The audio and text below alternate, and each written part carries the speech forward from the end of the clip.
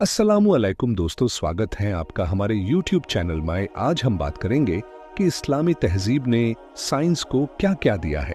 तो चलिए वीडियो को शुरू करते हैं।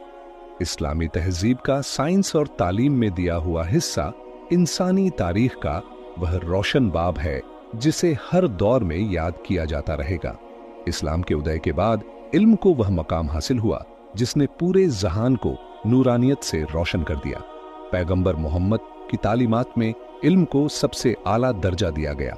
उनका फरमान था, इल्म हासिल करना हर मुसलमान मर्द और औरत पर फर्ज है।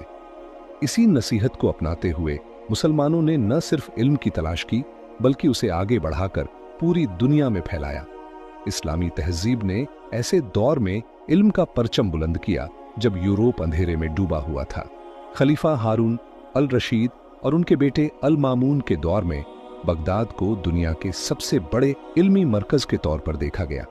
बैतुल हिकमा यानी हाउस ऑफ विजडम की बुनियाद डाली गई, जहां यूनानी, हिंदू, फारसी और दूसरे तहजीबों के इल्म का अरबी में तर्जुमा किया गया।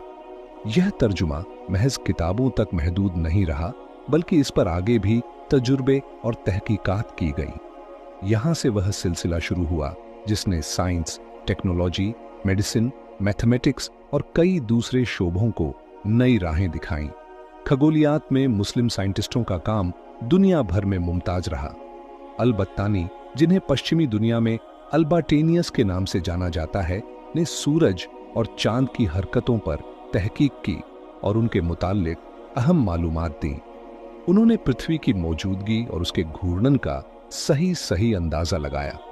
अल-जरकली ने एस्ट्रोलैब का इजाद किया जो तारों की हालत मालूम करने और सफर की राह तय करने में इस्तेमाल होता था। मुसलमान साइंटिस्टों ने तारों के नाम भी अरबी जबान में दिए जो आज भी खगोलियात में इस्तेमाल होते हैं। गणित के शोबे में मुसलमान साइंटिस्टों का योगदान बेमिसाल है। अल ख्वारिज़मी को अलजेब्रा का जनक कहा जाता है। उन्होंने अलजेब्रा के बुनियादी उसूलों को मौजूद किया और इसे दुनिया के सामने पेश किया। उनकी किताब अल मुख्तसर ने पश्चिम में गणित के इल्म को नया झाविया दिया। त्रिकोणमिति के इजाद और साइन, कोसाइन जैसी गणनाओं का सिलसिला भी मुसलमान साइंटिस्टों के ही तजुर्बों का नतीजा है। तिब, मेडिसिन के शोबे में इब्न सिना का नाम बेहद अहम है। उनकी किताब अल कानून फी अल तिब को सैकड़ों सालों तक यूरोप और एशिया में मेडिकल की दुनिया में बतौर रेफरेंस इस्तेमाल किया गया। इब्न सिना ने तजुर्बे की बुनियाद पर कई नई दवाइयां तैयार की और बीमारियों की वजहों को समझने का तरीका ईजाद किया। अल रजी, जिन्हें पश्चिमी दुनिया में रेजस कहा जाता है, ने खसरा और चेचक जैसी बीमारियों का सही इलाज बताया। उन्होंने अस्पतालों को बेहतर बनाने के तरीके भी बताए जिनमें मरीजों के लिए अलग अलग वार्ड और इलाज के लिए माकूल इंतजामात शामिल थे। जाबिर बिन हयान को रसायन विज्ञान, केमिस्ट्री का बानी माना जाता है। उन्होंने डिस्टिलेशन, क्रिस्टलाइजेशन और सॉल्वेंट एक्सट्रैक्शन जैसी तकनीकों को मौजूद किया। उनकी तहरीरों में सोने को शुद्ध करने और नए केमिकल्स बनाने के तरीके दर्ज हैं। भौतिकी के मैदान में इब्न अल हैथम का काम तारीख में सुनहरे हरूफों से लिखा गया है। उनकी किताब उल मनाजिर ने प्रकाश के इल्म, ऑप्टिक्स को नई समझ दी।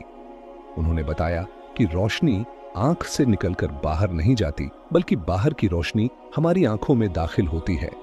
इसी फहम ने कैमरा के इजाद की बुनियाद रखी। भूगोल में अल इदरीसी का नाम बेहद अहम है। उन्होंने ऐसी नक्शा नवीसी की जिसने समंदर और जमीन की हकीकतों को बाखूबी बयान किया। उनके बनाए हुए नक्शे यूरोप की समुद्री खोजों में मददगार साबित हुए। इब्न बतूता, जो एक मशहूर मुसाफिर थे, उन्होंने अपनी सफरनामे में दुनिया के मुख्तलिफ इलाकों की मौजूदगी, उनकी तहजीब और मुआशरत का तफसीली बयान दिया। इस्लामी तहजीब ने साइंस को धर्म के खिलाफ नहीं बल्कि धर्म के साथ जोड़कर देखा। कुरान में बार बार इंसान को सोचने, तजुर्बा करने और कायनात को समझने की दावत दी गई।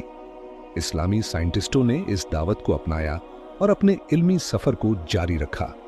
उनका यह सफर सिर्फ मुसलमानों तक महदूद नहीं रहा बल्कि पूरी इंसानियत को इसका फायदा पहुंचा।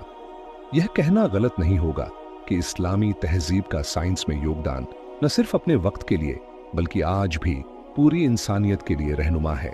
उनकी तजुर्बे, तहकीकात और नई खोजें आज भी हमें यह सिखाती हैं कि इल्म का दरवाजा हमेशा खुला रहना चाहिए और हर नए सवाल का जवाब खोजने की कोशिश जारी रहनी चाहिए।